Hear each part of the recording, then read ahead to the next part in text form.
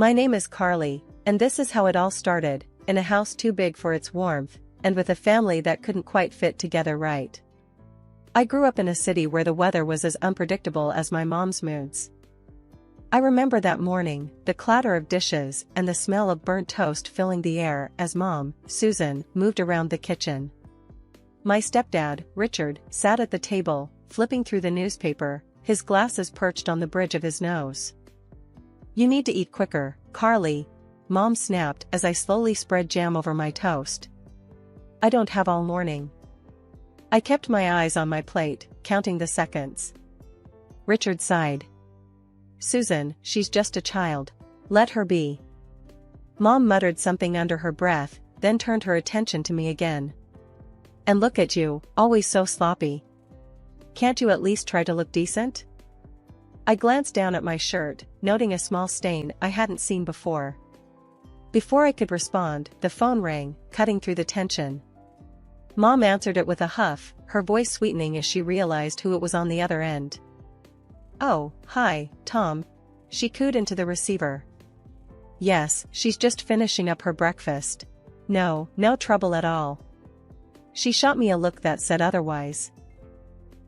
When she hung up, she tossed the phone onto the counter. "Your father will pick you up in an hour. Make sure you're ready." "I don't want him coming to the door." "Why can't he come in?" I asked, my voice small. Mom's laugh was short and sharp. "Why? You want everyone to see the kind of man he is?" "No, thank you. I have a reputation to maintain." I knew what she meant. Dad lived in a rundown part of town, his life a far cry from the polished existence Mom had with Richard. He drove an old, beat-up car and wore clothes from discount stores, but none of that mattered to me. He was Dad. He was kind. The hour passed quickly, and soon I heard the honk outside. Grabbing my backpack, I headed for the door. "Remember what I said?" Mom called after me. "Directly to the car, Carly. No dawdling." Outside, Dad was leaning against his car, a smile lighting up his face when he saw me. "Hey, pumpkin, ready for a fun weekend?" I ran to him, his arms open wide for a hug. "Yeah, Dad." As we drove away, I glanced back to see Mom watching from the window. Her expression was unreadable, but I knew she was relieved to have me out of the house. The drive was filled with small talk about movies and books, and plans for the weekend. Dad always made things simple, easy to understand, and never made me feel like I was too much or too little. He just accepted me as I was, and it was in those moments that I felt like I could really breathe. Life in our house took a turn when Mom announced she was pregnant again. I was 10, old enough to understand that this might change things, but not old enough to predict just how much. The day she told us, the kitchen had the sharp scent of lemon cleaner and the window was open, letting in the chatter of the neighborhood. I was doing homework at the table when she said it, just like that, no lead-in. "I'm expecting a baby with Richard," she declared, her eyes shining. Richard was there, his hand on her shoulder, both of them looking like they'd won something big. Richard grinned, patting my head a bit awkwardly. "You're going to be a big sister, Carly." Mom was watching me closely, like she was waiting for something more. "Well, Carly? Aren't you excited? You'll have a little brother or sister." "Yeah, excited," I mumbled, but her stare made me nervous. She had this way of drilling into you with her eyes. Over the next few months, the house filled up with baby stuff, new furniture, clothes, and toys. Everything was shiny and expensive, the kind of stuff that never filled my own room. Mom's belly grew, and so did her obsession with the perfect family image she wanted to showcase. The day my sister Lily was born, I was at school. I found out when Richard picked me up, his face serious. "You've got a little sister now, Carly." Standing next to the crib, I felt clumsy and large. Lily was tiny, her face scrunched and red. I reached out, my finger lightly touching Lily's small hand. Her fingers curled around mine, and something tightened in my chest. "She's really cute," I admitted, a genuine smile breaking through. Mom watched us, her smile tight but approving. "Just remember, Carly, babies take a lot of work." You'll need to help out and not make things harder.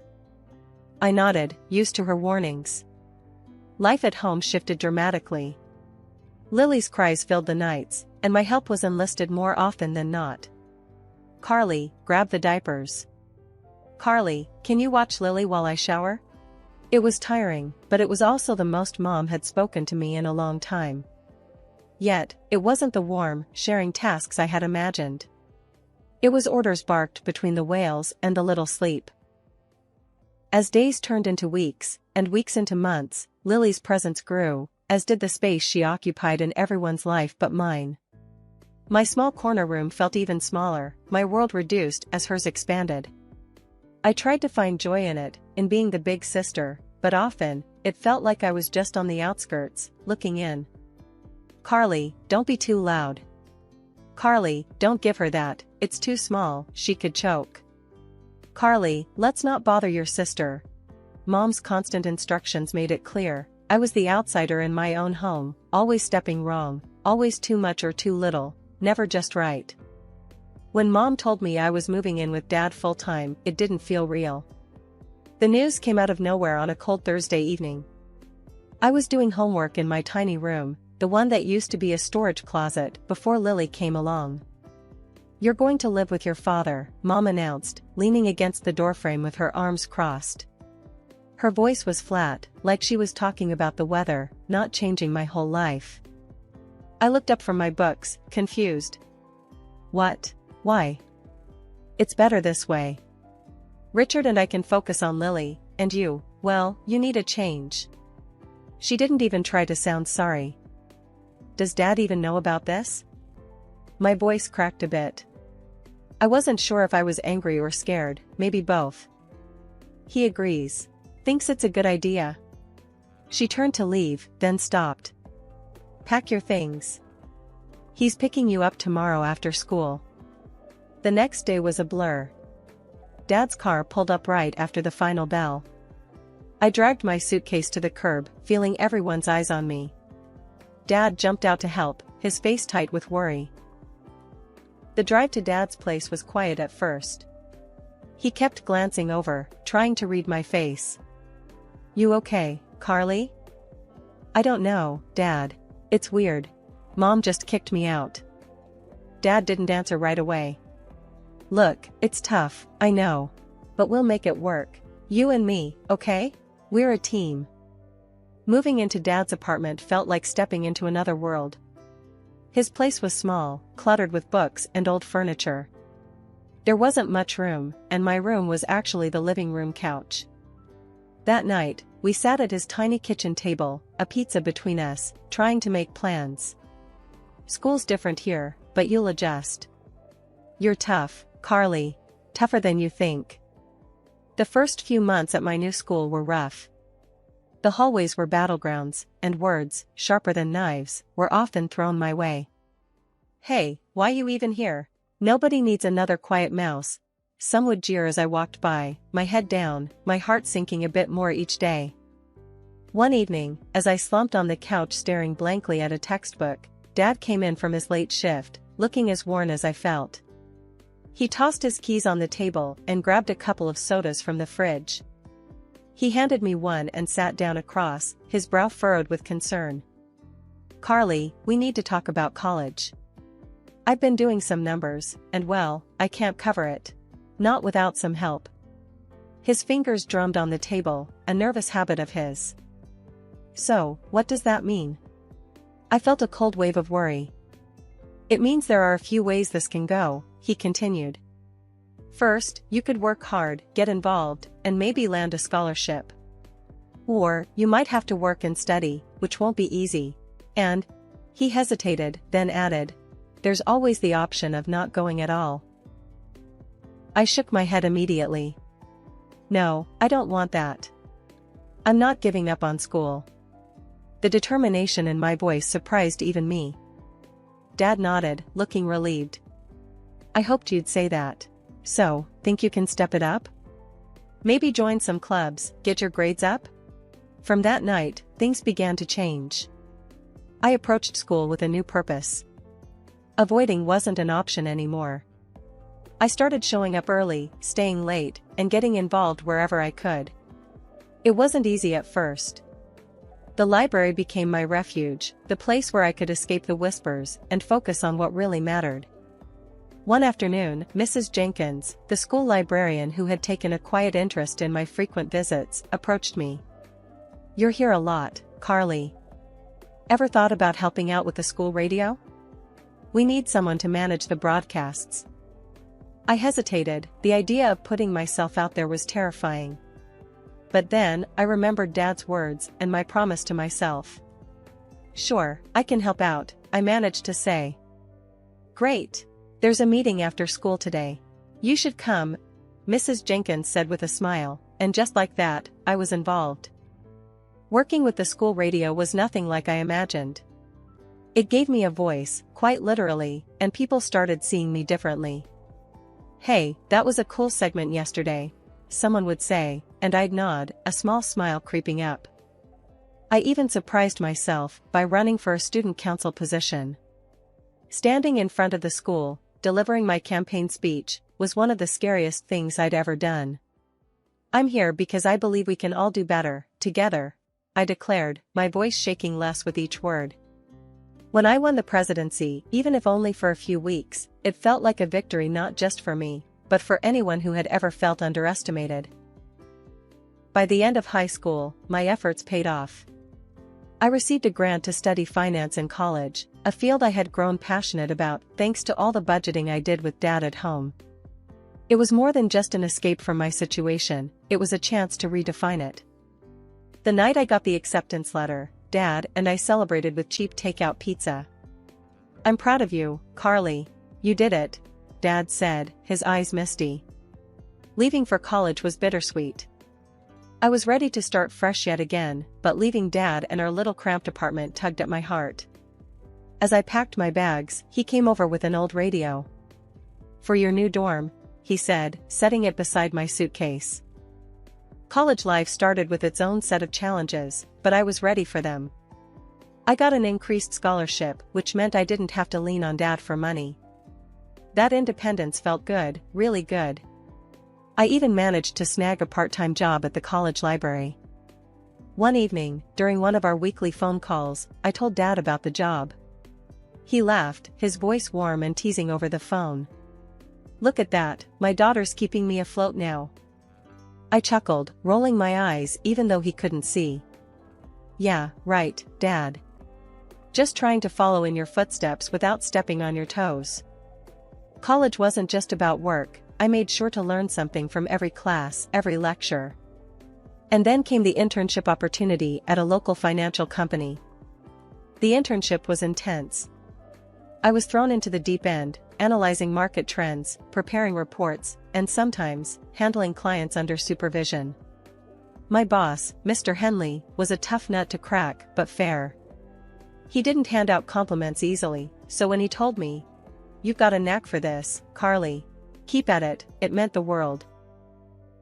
As my college years wrapped up, I didn't just leave with a diploma, I left with a job offer from the financial company where I interned. It was more than I could have hoped for. I found a small apartment near work, and settled into a rhythm. Dad was over the moon when I told him. "That's my girl, making waves," he'd said on the phone, and I could practically hear his grin. A couple of years into my job, I was climbing the ladder, making a name for myself in the firm. It was at a party thrown by one of my former classmates that I met Arnie. He was funny, smart, and had a kindness in his eyes that drew me in. We started dating, and it wasn't long before I felt like he should meet Dad. The day came, and I was a bundle of nerves. We drove to Dad's place, Arnie with a bottle of Dad's favorite whiskey in hand as a peace offering. Dad opened the door, saw Arnie, and the first thing he said was, "So, you're the young man making my daughter smile like that?" Arnie grinned, handing over the whiskey. "I'm trying my best, sir." They hit it off, talking about baseball, the whiskey, and occasionally embarrassing me with tales of my less graceful moments. Seeing them together, getting along, meant more than I could say. Now at 28, with a career on the rise and a man who cared deeply for me, life was looking up. It wasn't just about making it on my own anymore, it was about building something lasting. And for the first time in a long time, I was genuinely excited about what the future held. The day I got the call from Mom was like any other. I was in my apartment, sorting through some work documents, when my phone rang. Seeing Mom flash on the screen was enough to make my heart skip a beat. It had been years. "Carly, I need a favor," she said, without any pleasantries. "Lily is going to college in your city, and we've paid her tuition. Can she stay with you?" The request caught me off guard. "Stay with me? As in, live here?" "Yes, it would really help us out. Plus, it could be good for you two to spend some time together," Mom pressed. I hesitated, the old feelings of being the less favored child creeping in. But I pushed them aside. "Okay, Mom. For you, I'll do it." Lily's arrival was like a whirlwind. She had 3 suitcases just for clothes and shoes, and her beauty routine took up more bathroom space than I thought possible. As days turned into weeks, her presence began to reshape my life. She was always either preparing for a party or recovering from one. Her idea of a quiet evening was coming home at 3 in the morning, tipsy and giggling on her phone. Her lifestyle was one thing, but what really strained our cohabitation was her attitude towards college and life in general. "I'm not really into the whole studying thing," she once said during breakfast. "I'm just here to have fun and maybe meet a rich husband." I choked on my coffee. "Lily, you need to take your studies seriously. Mom and Richard are paying a lot for your college." She shrugged, popping a grape into her mouth. "Whatever. I don't see why I should bother. That's like, your thing, not mine." But the real trouble started when Arnie came into the picture. He'd been over a few times since Lily moved in, and I'd noticed the way she looked at him. I didn't want to believe she'd actually try anything until one night, Arnie pulled me aside, his expression grave. "Carly, we need to talk," he said, guiding me to the balcony for privacy. "Lily's been making advances. She's been pretty explicit about what she wants. I didn't want to tell you, but..." I felt a mix of anger and embarrassment. "I'll handle it." Confronting Lily was inevitable. I found her in the kitchen, flipping through a magazine. "We need to talk about Arnie," I started, trying to keep my voice even. She looked up, her eyes cool. "Oh? What about him?" "He's my fiancé, Lily. And he told me what you've been doing. It needs to stop." Lily laughed, a sound that chilled me. "Please, Carly. Like I'd want your boring finance guy. But if I did, I could have him. I get what I want." That was the last straw. "You need to find somewhere else to live, Lily. I can't have you disrespecting me and my relationship under my own roof." Within an hour of her shameful leaving, Mom called. "How dare you kick your sister out? You always were a difficult child, Carly. I should have known better than to trust you with your sister," Mom hissed, before hanging up.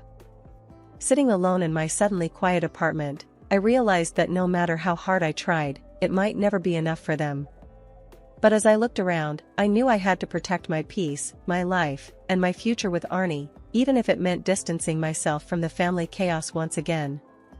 It had been 2 years since the fallout with Lily and the harsh words with Mom. My life had found a smoother rhythm, one filled with work achievements and quiet moments with Arnie. That peace was briefly interrupted when I heard about Lily through the grapevine. She had dropped out of college and was getting married to some rich guy she met. Curiosity and a sliver of familial duty nudged me to pick up the phone and call home to offer congratulations. It was Mom who answered, her voice as chilly as ever. "Hi, Mom. I heard about Lily. I just wanted to say congratulations," I said, trying to keep my voice neutral. "Oh, is that so? Well, don't bother. We're not waiting for you at the wedding. It's for rich people, not beggars," she spat out harshly. The words stung more than I expected. "I see. Well, I wish her happiness all the same," I managed before ending the call, the familiar hurt settling in my stomach. Later, I learned they spared no expense for Lily's wedding. Lavish decorations, expensive attire, and even live singers, the works. It was all over social media, a spectacle for all to see. Fast forward 2 more years, and life brought its own surprises. Arnie, with his gentle smile and eyes full of love, proposed. It was simple, but perfect. No fancy backdrop, just us and the sincerity of our bond. Of course, I said yes. Excited, I called Dad first. Dad, Arnie proposed. We're getting married. Really? That's wonderful, pumpkin. I wouldn't miss it for the world. Dad's voice boomed through the phone, filled with genuine happiness.